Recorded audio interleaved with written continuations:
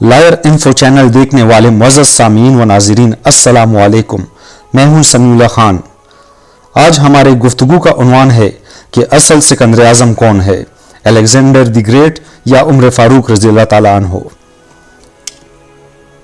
مقدونیہ کا الیگزینڈر 20 سال کی عمر میں بادشاہ بنا۔ 23 سال کی عمر میں مقدونیہ سے نکلا۔ اس نے سب سے پہلے پورا یونان فتح کیا، اس کے بعد وہ ترکی میں داخل ہوا، پھر ایران کے دارا کو شکست دی، پھر وہ شام پہنچا، پھر اس نے یروشلم اور بابل کا رخ کیا، پھر وہ مصر پہنچا، پھر وہ ہندوستان آیا۔ ہندوستان میں اس نے پورس سے جنگ لڑی، اپنے عزیز از جان گھوڑے کی یاد میں پھالیا شہر آباد کیا، مکران سے ہوتا ہوا واپسی کا سفر شروع کیا۔ راستے میں ٹائیفائیڈ میں مبتلا ہوا اور سن 323 قبل مسیح میں 33 سال کی عمر میں بخت نصر کے محل میں انتقال کر گیا۔ دنیا کو آج تک بتایا گیا وہ انسانی تاریخ کا عظیم جرنیل، فاتحہ اور بادشاہ تھا، اور تاریخ نے اس کے کارناموں کی وجہ سے اسے الیگزینڈر دی گریٹ کا نام دیا، اور ہم نے اسے سکندر اعظم یعنی بادشاہوں کا بادشاہ بنا دیا۔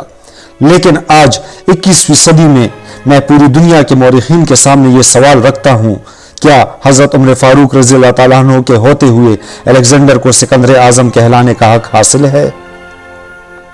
میں دنیا بھر کے مورخین کو سکندر اعظم اور حضرت عمر فاروق رضی اللہ تعالیٰ عنہ کی فتوحات اور کارناموں کے موازنے کی دعوت دیتا ہوں۔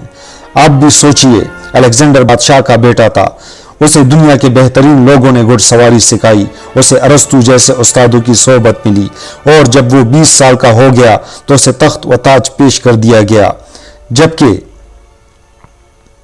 اس کے مقابلے میں حضرت عمر فاروق رضی اللہ تعالیٰ عنہ کی 7 پشتوں میں کوئی بادشاہ نہیں گزرا۔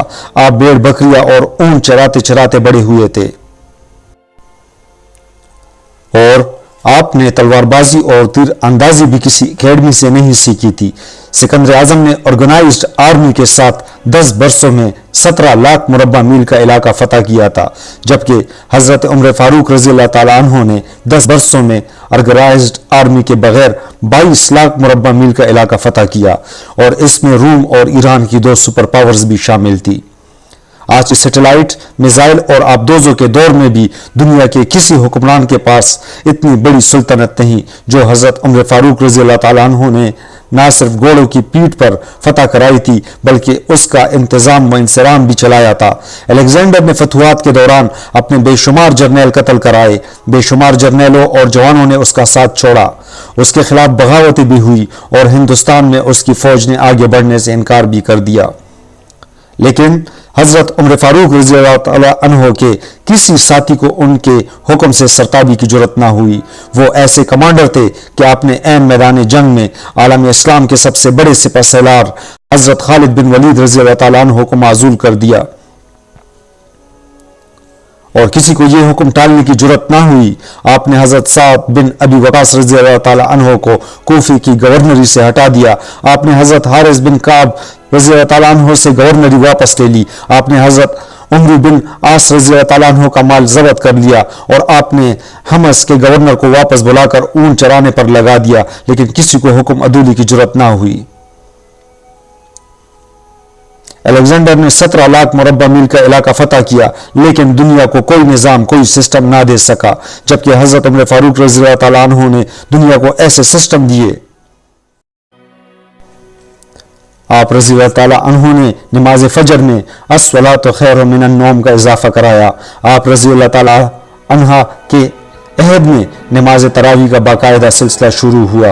آپ رضی اللہ تعالیٰ عنہ نے شراب نوشی کی سزا مقرر کی، سن ہجری کا اجرا کیا، جیل کا تصور دیا، مؤذنوں کی تنخواہیں مقرر کی، مسجدوں میں روشنی کا بندوبست کرایا، پولیس کا محکمہ بنایا، ایک مکمل عدالتی نظام کی بنیاد رکھی، آبپاشی کا نظام قائم کرایا، فوجی چھاونیاں بنوائی، اور فوج کا باقاعدہ محکمہ قائم کیا۔ آپ رضی اللہ تعالیٰ عنہ نے دنیا میں پہلی بار دودھ پیتے بچوں، معذوروں، بیواؤں اور بے آسراؤں کے وظائف مقرر کیے۔ آپ رضی اللہ تعالیٰ عنہ نے دنیا میں پہلی بار حکمرانوں، سرکاری عہدیداروں اور والیوں کے اثاثے ڈکلیئر کرنے کا تصور دیا۔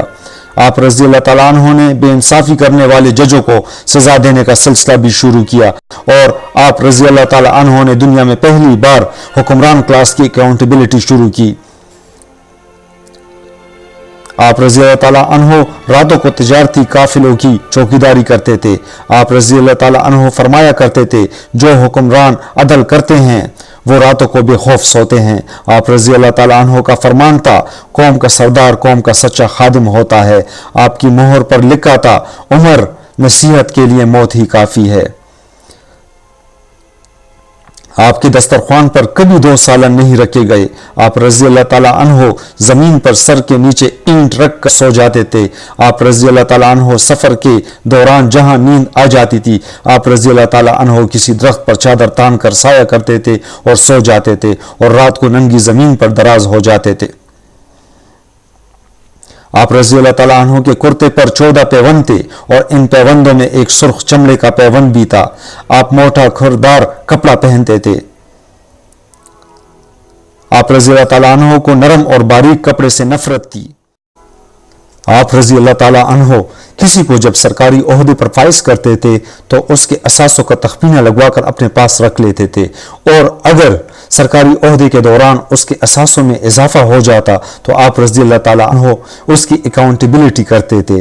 آپ رضی اللہ تعالیٰ عنہ جب کسی کو گورنر بناتے تو اسے نصیحت فرماتے تھے، کبھی ترکی گھوڑے پر نہ بیٹھنا، باریک کپڑے نہ پہننا، چھنا ہوا آٹا نہ کھانا، دربان نہ رکھنا، اور کسی فریادی پر دروازہ بند نہ کرنا۔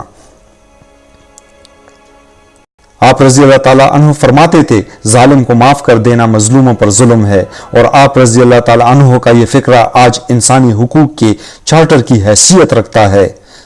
مائیں بچوں کو آزاد پیدا کرتی ہیں، تم نے انہیں کب سے غلام بنا لیا۔ فرمایا، میں اکثر سوچتا ہوں اور حیران ہوتا ہوں، عمر بدل کیسے گیا۔ آپ رضی اللہ تعالیٰ عنہ اسلامی دنیا کے پہلے خلیفہ تھے جنہیں امیر المومنین کا خطاب دیا گیا۔ دنیا کے تمام مذاہب کی کوئی نہ کوئی خصوصیت ہے، اسلام کی سب سے بڑی خصوصیت عدل ہے، اور حضرت عمر فاروق رضی اللہ تعالیٰ عنہ وہ شخصیت ہے جو اس خصوصیت پر پورا اترتے ہیں۔ آپ رضی اللہ تعالیٰ عنہ کے عدل کی وجہ سے عدل دنیا میں عدل فاروقی ہو گیا۔ آپ شہادت کے وقت مکروز تھے، چنانچہ آپ رضی اللہ تعالیٰ عنہ کی وصیت کے مطابق آپ کا واحد مکان بیچ کر آپ کا قرض ادا کر دیا گیا، اور آپ رضی اللہ تعالیٰ عنہ دنیا کے واحد حکمران تھے جو فرمایا کرتے تھے، میرے دور میں اگر فرات کے کنارے کوئی کتا بھی بھوک سے مر گیا تو اس کی سزا حضرت عمر فاروق رضی اللہ تعالیٰ عنہ کو بھگتنا ہوگی۔ آپ رضی اللہ تعالیٰ عنہ کے عدل کی یہ حالت تھی۔ آپ رضی اللہ تعالیٰ عنہ کا انتقال ہوا تو آپ کی سلطنت کے دور دراز علاقے کا ایک چرواہا بھاگتا ہوا آیا اور چیخ کر بولا،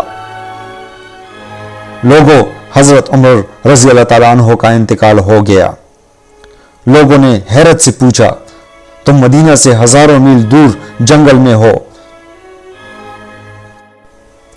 تمہیں اس سانحے کی اطلاع کس نے دی؟ چرواہا بولا، جب تک حضرت عمر فاروق رضی اللہ تعالیٰ عنہ زندہ تھے میری بھیڑیں جنگل میں بے خوف پھرتی تھی اور کوئی درندہ ان کی طرف آنکھ اٹھا کر نہیں دیکھتا تھا، لیکن آج پہلی بار ایک بھیڑیا میری بھیڑ کا بچہ اٹھا کر لے گیا۔ میں نے بھیڑیے کی جرأت سے جان لیا، آج دنیا میں حضرت عمر فاروق رضی اللہ تعالیٰ عنہ موجود نہیں ہے۔ میں دنیا بھر کے مورخین کو دعوت دیتا ہوں وہ الیگزینڈر کو حضرت عمر فاروق رضی اللہ تعالیٰ عنہ کے سامنے رکھ کر دیکھے۔ انہیں الیگزینڈر حضرت عمر فاروق رضی اللہ تعالیٰ عنہ کے حضور پہاڑ کے سامنے کنکر دکھائی دے گا، کیونکہ الیگزینڈر کی بنائی سلطنت اس کی وفات کے صرف 5 سال بعد ختم ہو گئی، جبکہ حضرت عمر فاروق رضی اللہ تعالیٰ عنہ نے اپنے دور میں جس خطے میں اسلام کا جھنڈا بھجوایا وہاں سے آج بھی اللہ اکبر کی صدائیں آتی ہیں۔ وہاں آج بھی لوگ حضرت عمر فاروق رضی اللہ تعالیٰ عنہ کے اللہ کے سامنے سجدہ کرتے ہیں۔ دنیا میں الیگزینڈر کا نام صرف کتابوں میں سمٹ کر رہ گیا ہے، جبکہ حضرت عمر فاروق رضی اللہ تعالیٰ عنہ کے بنائے نظام دنیا کے 245 ممالک میں آج بھی کسی نہ کسی شکل میں موجود ہیں۔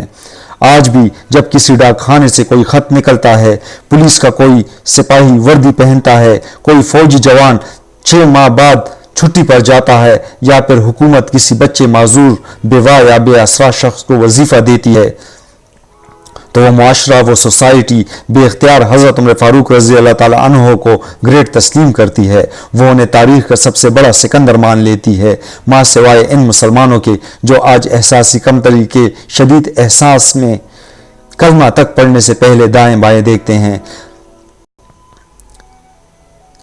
لاہور کے مسلمانوں نے ایک بار انگریز سرکار کو دھمکی دی تھی، اگر ہم گھروں سے نکل پڑے تو تمہیں چنگیز خان یاد آ جائے گا۔